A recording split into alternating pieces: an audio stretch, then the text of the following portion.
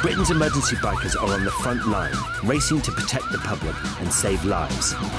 And they've never been more crucial. With 33 million vehicles on the UK roads, the country's congested cities and major routes are the busiest in Europe. The bike squads of Essex Police and West Midlands Ambulance Service provide help where it's most needed, fast. Brief off jump. No reason you can have a lock knife. Straightforward offence. How many bangs did you hear?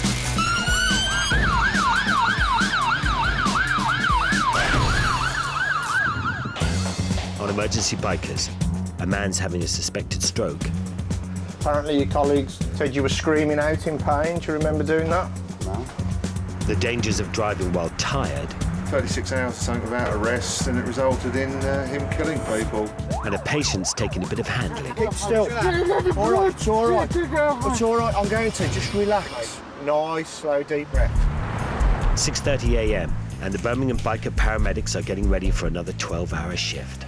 Morning. You all right?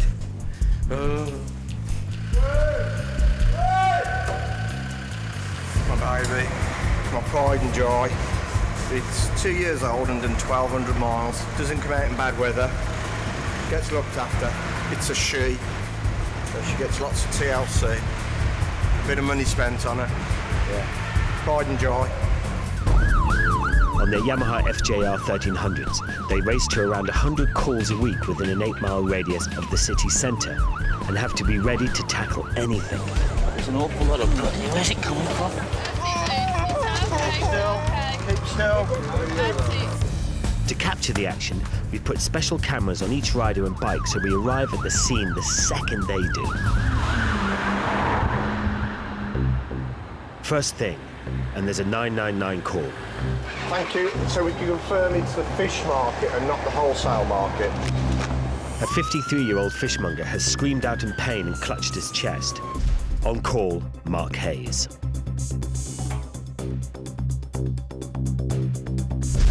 Manoeuvring the bike, top speed 130 and around 4 times his own body weight, demands skill. After 2 minutes, he's first on scene, arriving in half the time it takes an ambulance. Every minute saved is crucial in the battle to save lives. What's happening? Well, somebody started screaming out, somebody's holding him still. First I thought he might have been a fit, I run up straight away, this is how the happened. Hello there. Oh, yeah. You're all right. What's your name, chap? Kevin? What's your name? Kevin? Kevin. Sorry. What's happening today? Thank you, mate. What's happened this morning? Why have we been called? Can you tell me? No. If it's a stroke, the blood supply to the brain can suddenly shut down. Confusion is a telltale sign. Mark runs a few basic tests. Okay, do me a favour, can you squeeze my hands for me? Hard as you can, hard, hard. Good man, well done. Okay, hold your hands out in front of me, in front of you. Nice and high. Okay, not to worry, relax. Good man. Weakness in his left side adds to the stroke evidence. Kevin needs to get to hospital fast. Strokes account for 9% of all deaths in men. Survivors can face permanent disability. Where do you live, Kevin?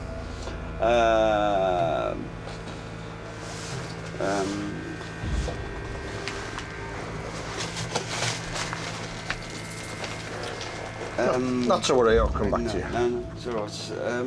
Just relax. Relax your hand down.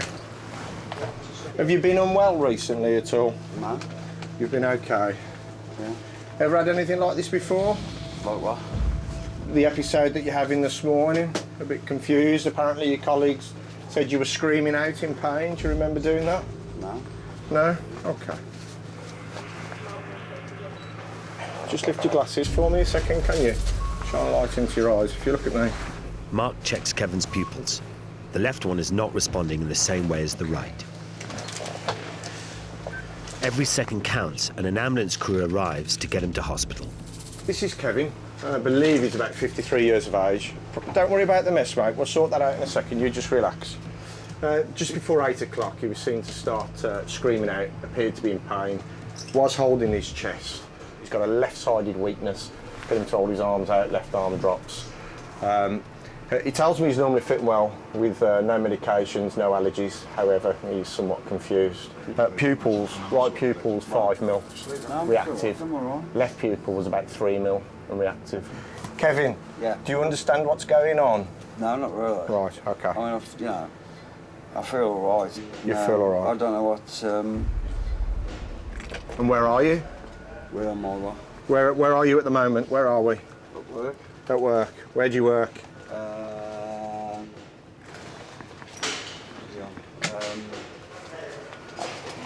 forget now.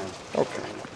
Well, for those reasons, we need to pop you to the hospital. Yeah. All right, mate. Okay. It's really, really important that people know the signs of a stroke, which can be anything from slurred speech, confusion, weakness in any of the limbs, facial muscles can droop to one side.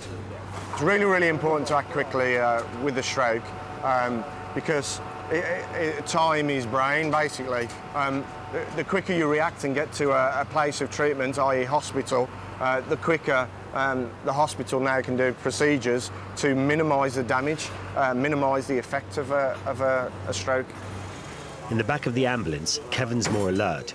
With luck, treatment and rest, he should recover.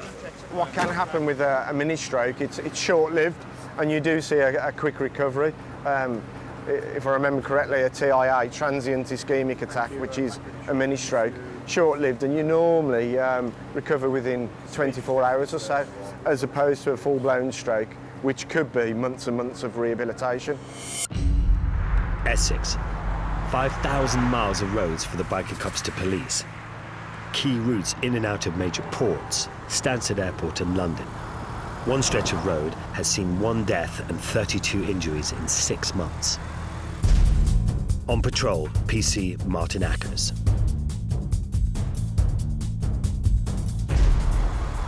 On fast dual carriageways, drivers can be tempted to put their foot down. And it's not long before Martin has a fast-moving white van in his laser sights. White van here, 89 miles an hour. This is where the speed and agility of the biker cops come into their own. On the squad's covert bike, top speed 180, Martin can outrun anything. In just seconds, he's calling in the driver.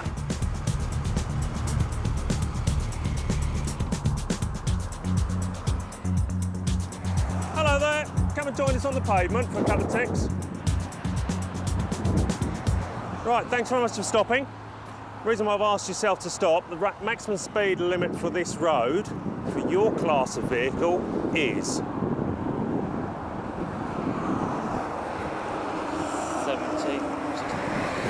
60.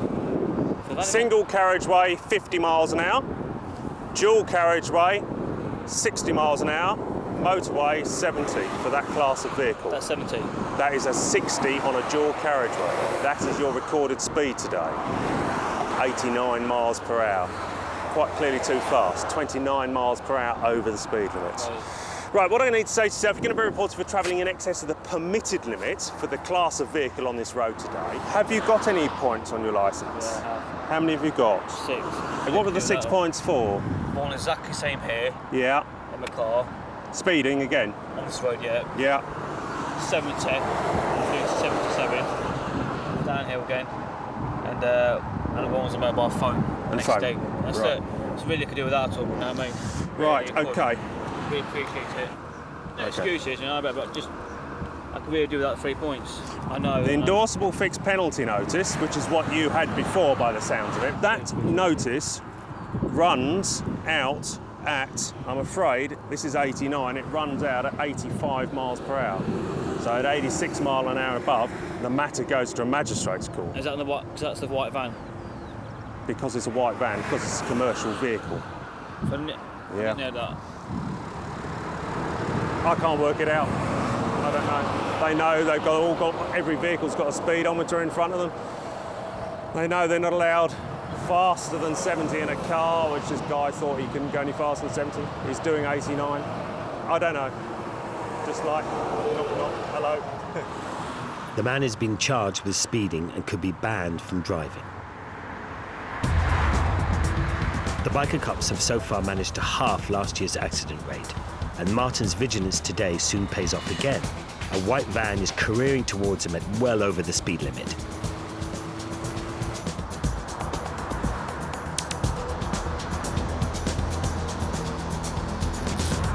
Come and join us on the pavement just for a couple of minutes. Thanks very much. The reason why I've asked yourself to stop. The maximum speed limit for your class of vehicle along this road is 60. Right. Your recorded speed.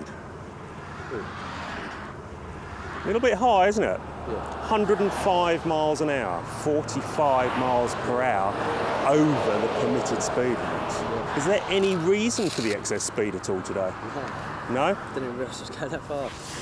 You obviously realise that you're in excess of the permitted limit. You must have been at those sort of speeds. I didn't think I was any more than 70, but obviously... Right, OK. Well, when I saw you coming down the hill there, I thought, my God, this guy's shifting.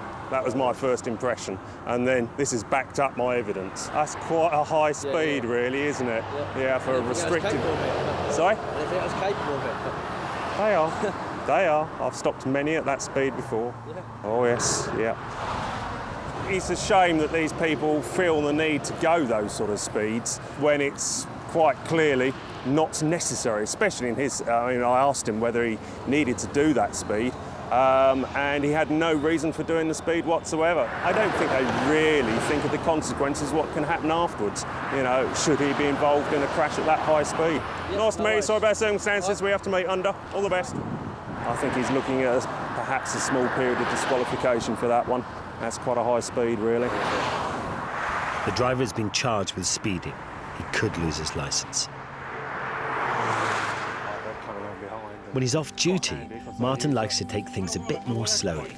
But for this passionate biker, it still involves being on less than 4 wheels. This is Sidecar Trials. It's a pre-1965 Triumph we've got here. Purpose-built for trials work. Although I do all the riding at work, I don't ride this off-road. I'm a passenger. I've had enough of riding during the week, so my friend Alan does the driving of the bike. It's all slow speed stuff. It's all over rough ground, obstacles. Very technical, really. All good fun. It may be slower than his BMW cop bike, but it's no less demanding. You can't ride this bike on your own. You've got to have a passenger in it, otherwise it will tip over. It's down to me to lean out the side of the sidecar to get as much weight to counterbalance the lean angle and hopefully get round that obstacle. We tend to get it right most times, but there's been the odd occasion. It's been a passion of mine. I've been on bikes now for 30 years. It's just one of those things, it's in your blood, you can't get rid of it. And this is just one way.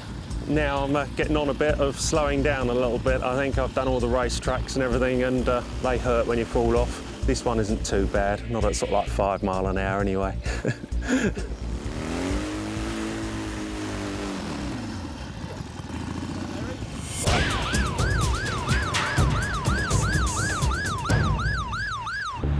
Every week in Britain, 10 pedestrians are killed on the roads and more than 500 are injured. And in Birmingham's evening rush hour, a man has been hit by a car crossing the road from a pub. Biker paramedic Mark Hayes is on his way.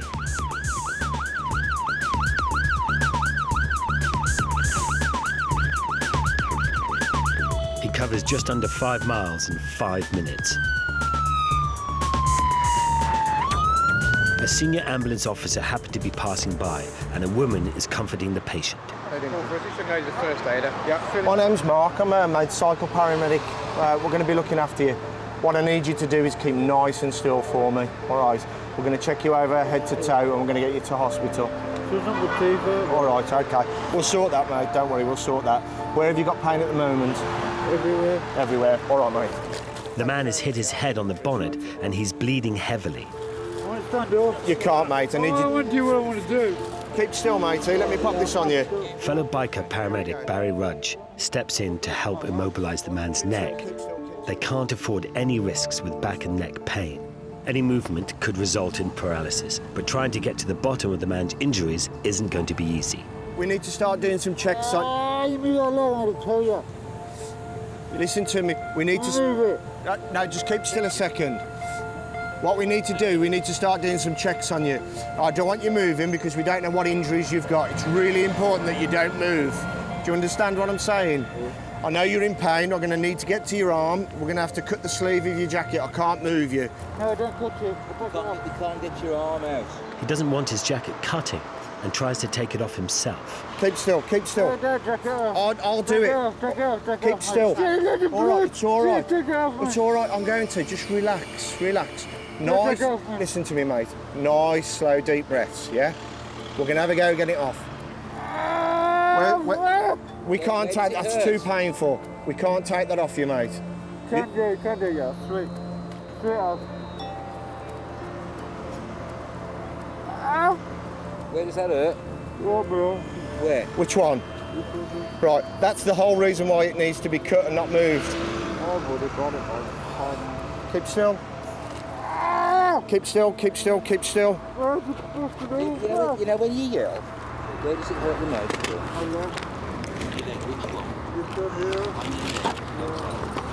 Blood all the time. Yeah, it's because you knocked some teeth out, mate. Mark needs to listen to the man's chest.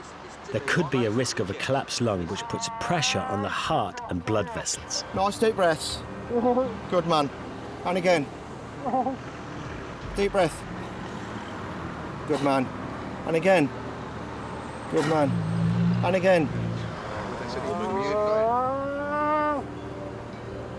Deep breath. Good man. His chest is clear, but it's no easy task trying to assess his injuries. Listen, you need to listen to me, mate. Everything we're doing for a reason, yeah? If you've damaged your neck or your back and we let you get up, the injury that you could sustain could be far worse than it is now. I need to pop a needle in the back of your hand. Is that okay? Yeah. Good man, thank you. So do me a favour, nice and still now. Yeah, 1, 2, 3. Mark wants to insert a cannula to administer painkillers. Keep your hand there, don't move, don't move. Nice and still now. Good man, well done. Keep nice and still for me. What it means now is we can give you something for the pain through this, all right? Yeah? Having checked his neck and back, Mark takes a look at his foot. You move your toes. Good man. Excellent. Can you feel me touching? Feel me touching? Good man. Right. Can you move your foot up and down?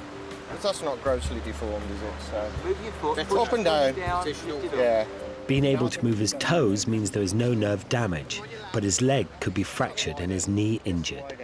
All right, just relax, just relax. The inflatable splint will keep his leg stable and prevent any further injury in transit. I've got the pump yet. Yep. Okay. 1, 2, 3. Just relax back. It's fine. Keep going, relax. you're okay. Because you've been sat Relax. still for so long. Good man, well done. Well On your done. lap as well. Okay. He's under the influence of alcohol. He's also a bit agitated, aggressive. Is that due to the alcohol? Is it due to injury? It's hard to assess. He's obviously in a lot of pain. That's right, cool. Is that still the leg? Initial observations that we've done check out okay, but obviously he needs to be assessed, x-rays, etc, etc. There we go, mate. You're done. Should we have a look for some teeth? It's yet another tricky case for Mark. Of the 3 biker paramedics, he reckons he attracts more than his fair share of accidents. 9 times out of 10, it'll be me. They can have a bus crash, nobody's injured. I'll have a bus crash and bits have got to be cut off, people have got to be carried out windows. It's never straightforward. Whereas the other 2, they're a little bit old. They like more of a sedate life. I'm the baby of the unit. I think I can cope just about. Essex, 7 a.m, Biker Cops HQ. And there's a special operation. On duty, PC Ray Jeffrey.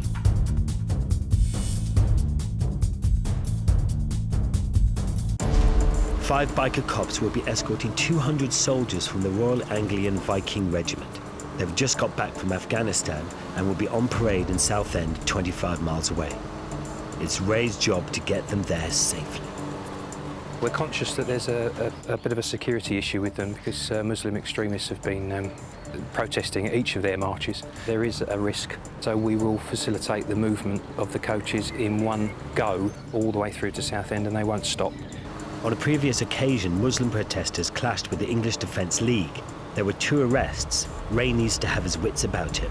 Lads will be aware of vehicles that are parked in perhaps an unusual place, or groups of people standing in a bit of an unusual place on the route. I'm hopeful that there won't be a problem for us because they don't know the route, and from the information that I've been getting, the protests have taken place on foot amongst the crowd up until now. It's risky, you know, zipping around through traffic on motorcycles at high speed always has a risk, and you're always conscious that one of the lads might just take a tumble. We can cater for that, as long as they're not seriously hurt, that will be catered for, and we must keep the convoy moving. If there's a breach of security, then it's my responsibility as what we call easy rider, leading the convoy to find an alternative route quickly and take them safely away from the point of danger. Morning. All right. Ray briefs the coach drivers. I'll be right in front of you, so I'll dictate the pace and the route. Just follow me, OK? When we get eventually onto the A127, rather than lane 1, we'll be taking lane 2, so we command the whole road, because leading to Southend gets a bit congested, so we'll have the road to ourselves, all right? And we shouldn't stop. If we do, I've got to buy you a cup of tea. All right, though. Have you done this before, joking aside? Yeah. So you know about bikes will be coming either side of you at high speed, so just keep an eye on your mirrors, won't you? And the rest should follow you. OK, cheers. It's looking good. We're going to have a nice early start, as it turned out. I'd rather get them down to Southend so that we know we're in town ready for the off than leave here late and then everything runs a bit late. The convoy consists of a long column of 4 coaches, a minibus and 2 vans, and they must be kept together. Thank you. Convoy is moving on. Immediately outside the service is the first roundabout. Traffic is brought to a halt to get the convoy on the road. With the column safely en route, the pace picks up. It will need to move at a constant speed of 50. The biker cops accelerate to speeds of 100 as they race ahead to clear the route across roundabouts, through red lights, and seal off junctions.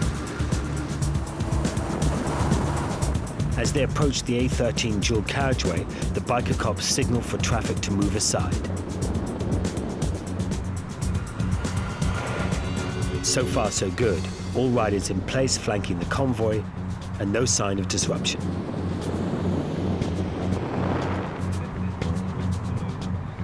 The outriders sprint ahead to clear the next junction.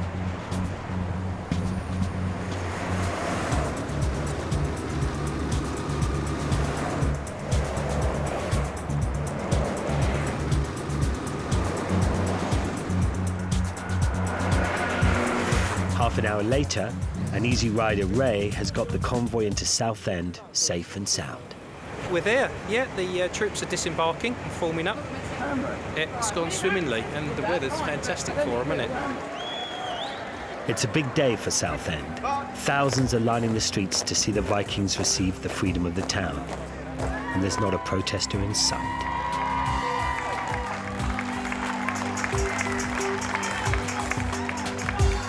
It's the sort of job Ray loves. I enjoy these days. It's really enjoyable, especially as the weather's good for us. You just feel like you're actually doing your little bit for the military, you know, for the lads that are across the waters fighting for us as we speak. This particular regiment, I understand, have lost 5 of their number in recent years in Afghanistan. And if we can assist them in any way, that's good. I like that.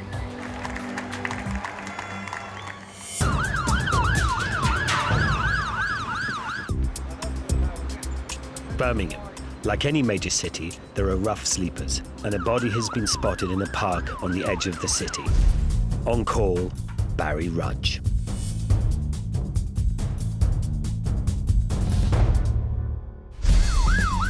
He covers just over 3 miles in under 4 minutes to the park in the city suburbs.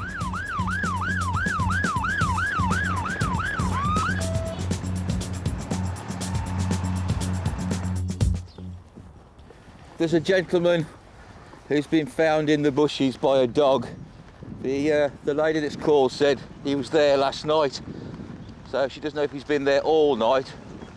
We don't actually know if he's alive yet or not either, so... The man's in there, he's conscious, but he just seems really cold. Can you hear me? Hello, sir, can you hear me? Hello. Oh, you're very cold. Not the warmest of nights to be out all last night, young man. We'll get you sorted. All right. It's been a warm late spring, but temperatures can still plummet to below zero overnight. And alcohol lowers body temperatures even more.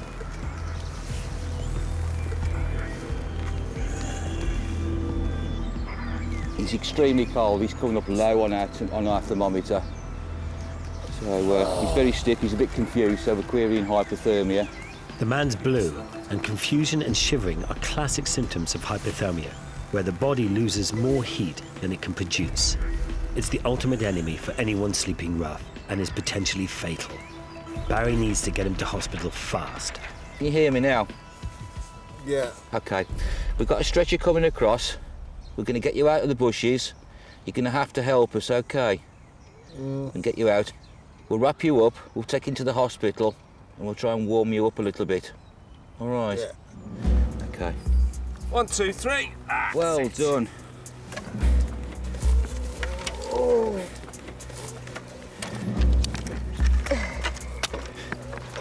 that's better. It only takes a dip of around 7 degrees in core body temperature for major organs to shut down. Don't fight against me, pal. If we can get a vein, we'll put some warm fluids into him. So basically, we've got it's like central heating. If we put some warm fluids inside his veins, it warms him up from the inside out. Just relax for me. Sharp stretch coming up. He's very lucky. I mean, the colder part of the year, although it was quite chilly last night, the chances are he would have died. Nothing going up there now? That's looking good, isn't it? Yeah, Dealing with the homeless in Birmingham, it's becoming a lot more common now than it used to be. They usually find warm places. They tend to know where they all are. Back of shops where the heaters are, or the air conditioner extractors which throw some heat out. To find somebody in the middle of a bush in a park is actually a new one on myself. The biker paramedics have to make life-saving decisions on the spot, and just getting to incidents piles on the pressure. Riding to calls demands every ounce of concentration, even for an ex-racing champ like Barry. Obviously, you've got to be able to ride the motorcycle well, keep yourself safe on the way to a job, not think about the job on the way there. You've got to think about the ride first. You've got to make sure you're safe and you get there, because if you don't, you're going to end up with a crew coming out to you. Barry never knows quite what to expect when he arrives at the scene. Working a patch where you roughly live, I suppose your worst nightmare is dealing with somebody that you actually know. I've actually been responding to my own father. That was really weird, because you have to sort of bring your emotions right down and deal with it in a pragmatic way and still go through the numbers and deal with it as you would deal with a normal person. Once I'd ascertained that he was okay, everything was stable, then you sort of bring it back to the fact that he was your father, and then you can go more onto the emotional side and make sure he's all right. His dad's fit and healthy. A paramedic himself, it was him who inspired Barry to ditch his factory job and ambitions to be a cabinet maker. Oh, well, it's raining. Oh, you love him, right? He's a regular visitor to his parents to swap notes. When I first went in, I was doing 70 hours one week and 80 hours the next, every single week. Oh, I wouldn't do that now.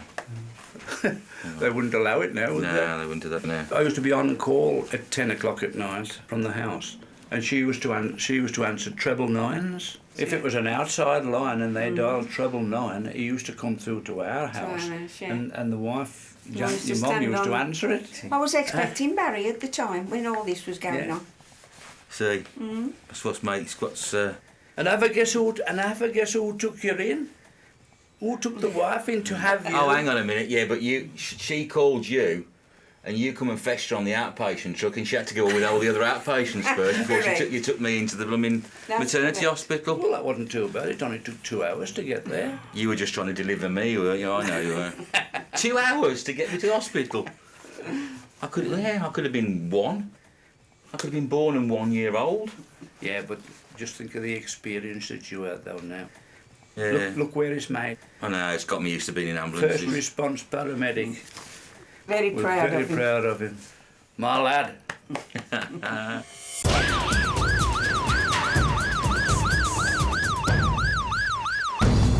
Essex and the fight against a growing problem, insurance dodgers. 1 in 20 motorists drive without insurance. Weeding them out, automatic number plate recognition cameras. In the UK, they snap 14 million images a day. On patrol in Grays near the Thames Estuary, PC Mick Wills.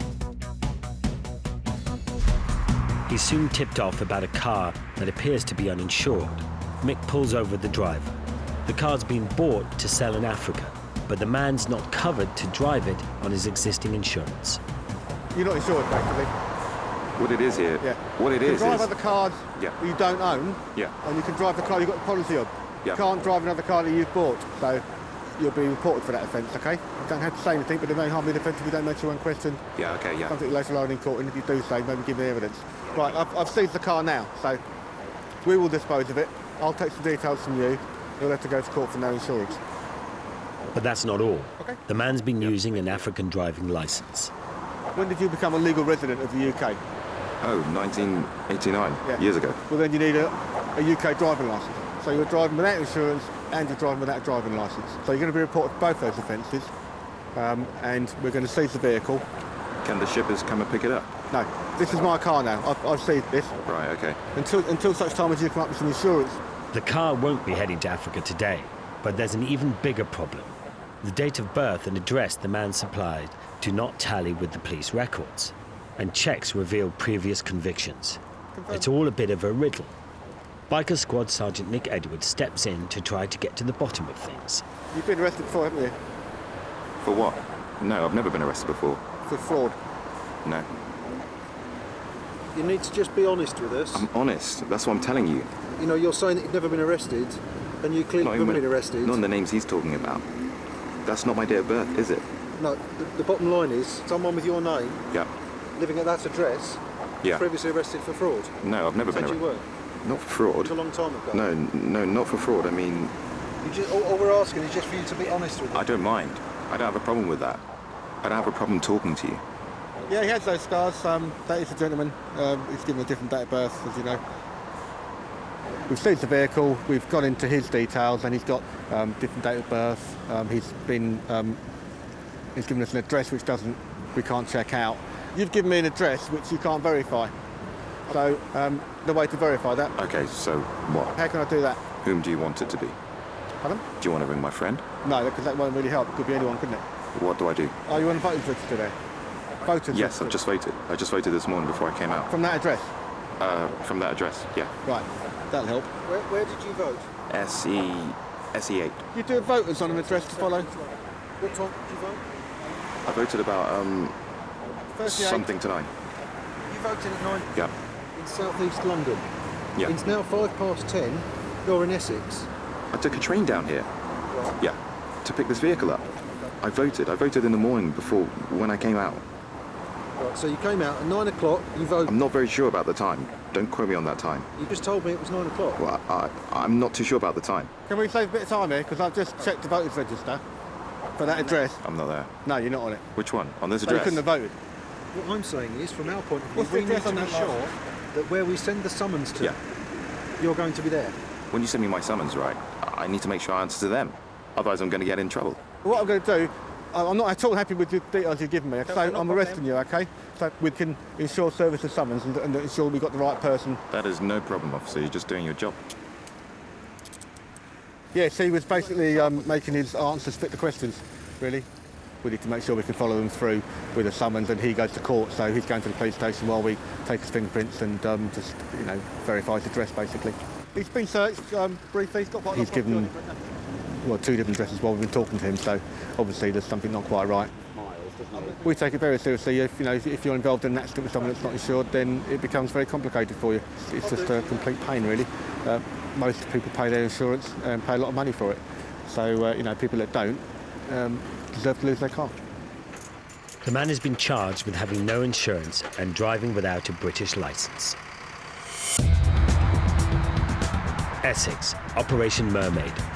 Random checks on the thousands of lorries that daily thunder along the major county routes and pour out of the ports. It's only recently that the biker cops have been empowered to impose on-the-spot penalties to continental drivers. Today, they're after anyone breaking driving time rules. On patrol, PC Steve Stomp Allen.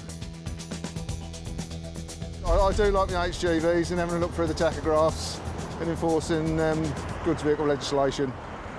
He knows only too well that a tired driver is a lethal driver. There are several high-profile ones in the county where they've shown that the drivers have had considerable periods without rest. 36 hours or something without a rest, and it resulted in him killing people. And that's what this is about, is to make sure they have the rest and obviously improve road safety. The biker cops on their powerful BMWs, acceleration 0 to 60 in under 4 seconds, can pull in 4 times as many suspects as a police car. And more than 2,500 drivers have been done for infringing rest rules. Stomp is standing by to investigate this Italian driver's tachograph, which records how long and how fast he's been travelling. Disc or card? Disc. Every driver should have an 11-hour break from the wheel in every 24 hours. Across 6 days, they can get away with no less than 3 9-hour breaks. But there are 2 periods Stomp is not happy about. It shows 9 hours rest, but he's interrupted it on 2 occasions. Now, if you interrupt your daily rest to go on and off a ferry, you've got to extend that rest up to 11 hours. A check of the discs in the mobile office confirmed that the drivers worked twice during the night to get onto and off the ferry. It might seem a minor infringement, but the biker cops believe in playing it tough. Pay now rather than pay later with potentially lethal costs. The driver's lorry will be clamped for 11 hours to enforce the correct brake. He will also be fined £200, which, due to the language difficulties, needs to be explained to his head office. He will need to pay me £200 before he goes. Cosa che dice? Stomp's got no time for anyone who criticises the crackdown. I get aggrieved slightly that there are people out there doing it. I try not to let it become a personal issue because I don't think that's right. As now I'm a parent, I am a lot more considerate for what's going on out on the roads, and I worry for my family more. In one day alone, Essex police have been known to clamp 16% of the lorries they stop. And in his experience over the years, traffic cop PC Gary Winfield suspects it's not always the drivers who are at fault. I personally feel it's all to do with the companies want to make money, and it's all to do with pushing the drivers as far as they can. I think it all boils down to making money. This driver has also failed to take enough rest, which cost him £60. Okay? Okay. More than 17 grand in fines has been exacted in Essex in just 3 months. And drivers know the biker cops mean business, with nearly 100 Operation Mermaid crackdowns a year.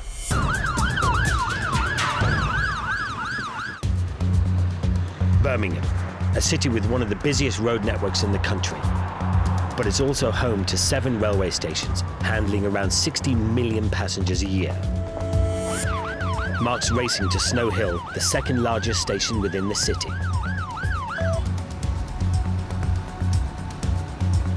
He can go where an ambulance can't, right into the heart of the concourse. An 88-year-old man has fallen on the escalator. Yeah, thank you. We've just been flagged down. It's okay, thank you. Hello. You're right there. So what's your name? Chapman, Jeff, with a G. Jeff. What's happened, Jeff? I just fell down the escalator. Oh, right, okay. Okay, have you got any pain in your neck? Keep still. Any pain down your chest? No. Deep breath? Marvellous, good man. Any pain in your tummy? None whatsoever. Excellent. Where are you off to? Wolverhampton, then to Spain. Oh, right. When did you go to Spain? Today? Friday. Oh, Friday. Right, okay. Jeff doesn't appear to have any internal injuries, but he's got some nasty cuts. What I'll do is redress that, You've got some, it's like tissue paper. Your skin dries out and it's actually flaps of skin. I think what we need to do is we need to get it seen at hospital, clean, tidied up and dressed properly. This is what we don't want. We don't want you coming down with an infection. I'm meeting someone at Wolverhampton in another hour's time, that's the thing. Okay, well I'll dress that for you now, but my advice is we'll pop you up to the local casualty, get it cleaned up properly and get it dressed properly. I mean, my advice is that we pop you up there and get it done now. The longer your wounds remain untreated and uncleaned, the more the risk of infection. Just going to pop a plaster on that one. The plasters I carry normally are for the little children, so they've got little characters on. You'll have to excuse me, it's a Shrek plaster. That's all right. Right. Now he's patched up, Jeff wants to continue on his way rather than go to hospital in Birmingham. I go to the hospital in Wolverhampton. You promise me you're going to do that? Yes, I will do. Yes. If I could just get you to print your name there for me, please. Just to say you're not going to hospital with us. I've put that you're going to make your own way to New Cross. Yes. Also, if you win the lottery, you're going to give me half. Is that all right? Actually, I was the person who won the 87 million. Were you really? Yeah. Okay. What are you travelling by train for, then?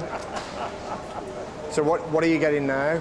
I'm going to catch the metro. The metro. To Wolverhampton, then I get a taxi from the metro to where my lady lives.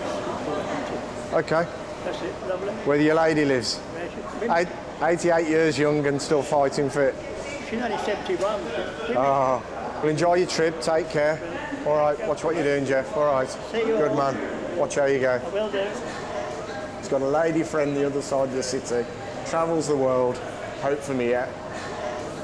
Not that I want a lady the other side of the city, because obviously I've got a good lady already. That'll be me off to the divorce courts. In the city centre, it looks like Mark's on a recruitment drive. So you're a bit of a boy racer then? Yeah. You're going to be into motorbikes when you're older? No, why not? I'm going to be a policeman. You're going to be a policeman? You can be a policeman on a motorbike. No, I'm going to be an ambulance, not on a motorbike, though. That's too dangerous for me. Why do you have brakes and lean like this? Why? Why do you lean like this? We don't. The only reason you're leaning like that is because you're small and your arms won't reach. I'm a bit bigger and a little bit older than you. Only a little bit though. How old do you think? 40. 40? Hang on, let me take my helmet off. How old now? Do I look younger now? I took the helmet off. Yeah, good lad, well done. Ever had anything like this before? Like what? Fishmonger Kevin made a quick recovery and is back at work. The man hit by a car lost some teeth, his knee took a bang and he had some cuts and abrasions, but he made a good recovery. And Jeff had his cuts checked by a GP. They've healed and he had a very nice holiday in Spain. Okay, watch what you're doing. All right. Next time on Emergency Bikers, there's a 999 to a suspected stabbing. Merseyside Fire Brigade unveiled the UK's first firefighting bike. And a hairdresser comes a cropper.